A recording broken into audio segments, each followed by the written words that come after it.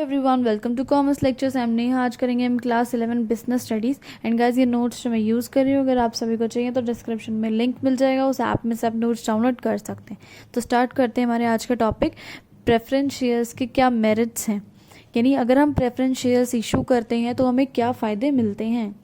तो सबसे पहला फ़ायदा ये है, it helps to collect large amount of funds, यानी अगर हम प्रेफरेंस शेयर्स इशू करते हैं तो हमें अपनी कंपनी के लिए बहुत सारा पैसा इकट्ठा कर सकते हैं। उसका एक रीज़न है, क्योंकि जो प्रेफरेंस शेयर्स होता है उस पर फिक्स रेट ऑफ रिटर्न दिया जाता है, यानी फिक्स्ड रेट ऑफ डिविडेंड दिया जाता है, जिसकी वजह से बहुत सारे कस्टमर्स और आपके इन्वेस्टर्स, फाइनेंशियल इंस्टीट्यूशंस जो हैं उनको अट्रैक्ट होते हैं, उनको अच्छा लगता है कि भाई हम इस कंपनी में पैसा लगाएंगे, प्रेफरेंस शेयर होल्डर्स में पैसा लगाएंगे, क्योंकि हमें फिक्स रेट ऑफ रिटर्न मिलने वाला है, जिसकी वजह से काफ़ी अच्छा खासा अमाउंट जोड़ सकती है एक कंपनी अपने लिए। Next is no fixed liability, यानी कोई फिक्स लायबिलिटी नहीं है। इसका क्या मतलब है कि डिविडेंड कब दिया जाएगा प्रेफरेंस शेयर होल्डर को, जब कंपनी प्रॉफिट अर्न कर रही होगी, यानी अगर कंपनी अच्छा खासा पैसा कमा रही है, प्रॉफिट कमा रही है तो डिविडेंड दो। लेकिन अगर कंपनी लॉस कर रही है, उसको घाटा हो रहा है, तो कोई ऐसी फिक्स लायबिलिटी नहीं है, कोई ऐसी सख्त जिम्मेदारी नहीं है कि आपको डिविडेंड देना ही देना है। आपको डिविडेंड सिर्फ तब देना है जब प्रॉफिट अर्न हो रहा है, अगर लॉस हो रहा है तो बेशक से डिविडेंड मत दो। ठीक है, नेक्स्ट पॉइंट देखते हैं। नेक्स्ट इज नो इंटरफेरेंस, यानी जो प्रेफरेंस शेयर होल्डर है वो बिल्कुल इंटरफेयर नहीं करते हैं कंपनी के किसी भी मामले में। और क्यों इंटरफेयर नहीं करते हैं? क्योंकि उनके पास वोटिंग राइट्स नहीं होते हैं, यानी वोट देने का अधिकार नहीं होता है प्रेफरेंस शेयर होल्डर्स के पास, जिसकी वजह से क्या होगा, जो इक्विटी शेयर होल्डर होंगे उनका कंट्रोल डाइल्यूट, किधर का मतलब है कि खोएगा नहीं। इक्विटी शेयर होल्डर्स का सारा कंट्रोल किसके हाथ में रहेगा? इक्विटी शेयर होल्डर्स के हाथ में रहेगा। प्रेफरेंस शेयर होल्डर बिल्कुल इंटरफेयर नहीं करेंगे किसी भी चीज में। Next is no charge on assets. इसका क्या मतलब है कि जो आपके प्रेफरेंस शेयर्स हैं, जब उन्हें इशू किया जाता है तो कोई सिक्योरिटी नहीं रखी जाती है, कोई चीज़ गिरवी, कोई एसेट्स गिरवी नहीं रखे जाते हैं। आपके एसेट्स जो हैं वो बिल्कुल फ्री रहते हैं। अगर आपको कोई लोन उठाना है, कोई बोरोड फंड उठाने हैं, तो आप वहाँ पे जो है इन एसेट्स को यूज़ कर सकते हैं, वहाँ पे सिक्योरिटी दे सकते हैं, वहाँ पे गिरवी रख सकते हैं अपने एसेट्स को। प्रेफरेंस शेयर के केस में ऐसा कुछ नहीं है, इनके जो अगेंस्ट सिक्योरिटी नहीं रखी जाती है, कुछ भी गिरवी नहीं रखा जाता है। नेक्स्ट पॉइंट, नेक्स्ट है आपका वैरायटी। इसका क्या मतलब है कि कंपनी जो है बहुत सारे टाइप्स के प्रेफरेंस शेयर्स इशू कर सकती है, जैसा कि इन्वेस्टर की अपनी पसंद है, कंपनी की अपनी पसंद है, उसके अकॉर्डिंग प्रेफरेंस शेयर्स के बहुत सारे टाइप्स हैं, जो उन सा मर्जी प्रेफरेंस शेयर इशू कर दो। सो आपके मेरिट्स का लास्ट पॉइंट है ट्रेडिंग ऑन इक्विटी। इसका क्या मतलब है? देखो, हमने अभी तक पढ़ा है कि जो प्रेफरेंस शेयर्स को रेट ऑफ डिविडेंड दिया जाता है वो फिक्स है, फिक्स रेट ऑफ डिविडेंड दिया जाता है।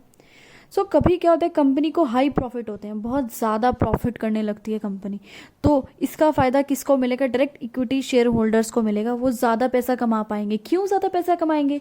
क्योंकि भाई जो प्रेफरेंस शेयर होल्डर्स को डिविडेंड दिया जाएगा वो तो फिक्स डिविडेंड दिया जाएगा, चाहे फ़ायदा 1 करोड़ का हो, चाहे 2 करोड़ का हो, चाहे 50 करोड़ का हो, तो बेनिफिट किसको मिलेगा? इक्विटी शेयर होल्डर्स को मिलेगा। क्यों? क्योंकि उनको तो ज़्यादा डिविडेंड मिल सकता है, लेकिन प्रेफरेंस शेयर होल्डर्स को कम या ज़्यादा डिविडेंड नहीं मिलेगा, उनका डिविडेंड तो फिक्स है। नेक्स्ट, डीमेरिट्स या डिसएडवांटेजेस क्या है प्रेफरेंस शेयर्स के? तो सबसे पहला डीमेरिट है फ्लक्चुएटिंग वर्ड का मतलब है बार बार चेंज होना। तो क्या है, जो प्रेफरेंस शेयर होल्डर्स हैं उनको रिटर्न सबको पता है फिक्स है, तो आप बोलेंगे फ्लक्चुएट कैसे हो रहा है? फिक्स तो है, लेकिन एक कंडीशन के साथ फिक्स है कि प्रेफरेंस शेयर होल्डर्स को जब भी रिटर्न मिलेगा, कब मिलेगा? जब कंपनी प्रॉफिट अर्न कर रही होगी, सिर्फ तभी उनको डिविडेंड मिलेगा। अगर कंपनी को लॉस हो रहा है तो कोई भी डिविडेंड नहीं मिलेगा, बिल्कुल ज़ीरो डिविडेंड। ठीक है, सो इससे क्या है, हमारे इन्वेस्टर्स अट्रैक्ट नहीं होंगे। वो सोचेंगे छोड़ना, यहाँ पैसा क्यों लगाया जाए यार, अगर कंपनी को घाटा हुआ है तो ये तो हमें डिविडेंड देंगे ही नहीं, तो फिर फ़ायदा क्या है पैसा लगाने का। नेक्स्ट पॉइंट पढ़ते हैं, dividend is not treated as an expense. इसका क्या मतलब है कि जो प्रेफरेंस शेयर होल्डर्स को हम लोग डिविडेंड देते हैं उसको एक एक्सपेंस यानी खर्चा माना ही नहीं जाता है। और जब कंपनी की जो इनकम होती है, कंपनी ने जो पैसा कमाया होता है, उस पर जब टैक्स लगता है तो उसमें से पहले इस चीज को माइनस नहीं करते हैं, इस डिविडेंड को माइनस नहीं करते हैं, आप पूरी की पूरी इनकम पे ही टैक्स लगा देते हैं। यानी अपने को डबल घाटा हो गया, या तो पहले डिविडेंड भी देना पड़ रहा है और डिविडेंड के ऊपर टैक्स भी देना पड़ रहा है, दो दो चीज देनी पड़ रही है, अपने आप को डबल डबल घाटा हो रहा है इधर हमारा। Next is no voting rights. Preference share holders को वोटिंग राइट्स ही नहीं मिलते हैं, वोट देने का अधिकार ही नहीं मिलता है, मैनेजमेंट में वो पार्टिसिपेट ही नहीं करते हैं, कुछ बोल ही नहीं सकते हैं, अपना बात आगे ही नहीं रख सकते हैं, सारा कंट्रोल तो इक्विटी शेयर होल्डर्स के हाथ में होता है।